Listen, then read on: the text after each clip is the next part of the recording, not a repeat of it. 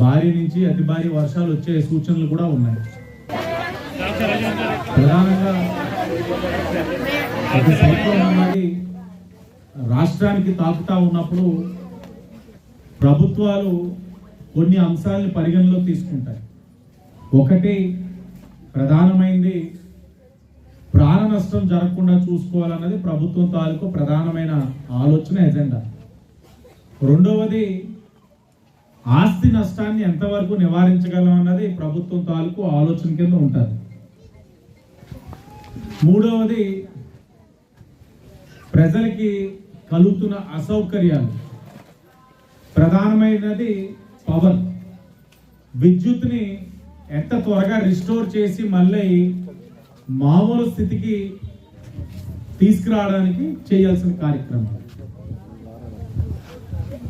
So వీటిలో చూసుకున్నట్లయితే ఆస్తి నష్టపరంగా ఈ సిటీ నియోజకవర్గంలోని గత 2-3 రోజులుగా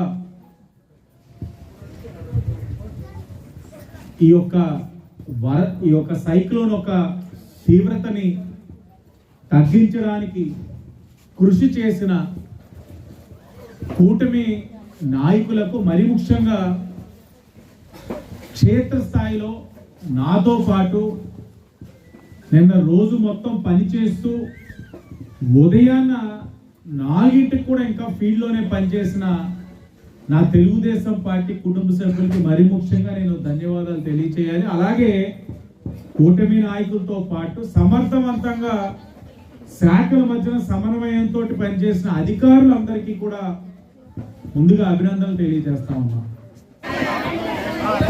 ఆస్తి నివారించగలిగామనంటే ప్రధానమైన కారణం అప్రమత్తం అవ్వడం. 2 రోజులుగా ప్రజలందరూ ఇంటికే పరిమితం అవ్వాలని పదే చెప్పడం, ఎక్కడికక్కడ ఘాట్స్ అన్నిటికీ బ్యారికేడ్ చేయడం, మా సోదరులు అయితే ర్యాడ్కి వెళ్ళకూడదు, ర్యాడ్ నిషేధించడం, ఇలా చెప్పుకుంటూ వెళ్తే ఎక్కడికక్కడ క్షేత్ర స్థాయిలో బలమైన పార్టీలు తెలుగుదేశం పార్టీ ఈ చెప్పి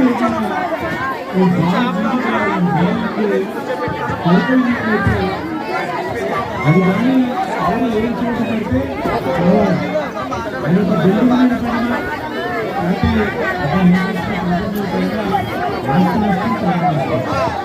వాటన్నిటినీ కూడా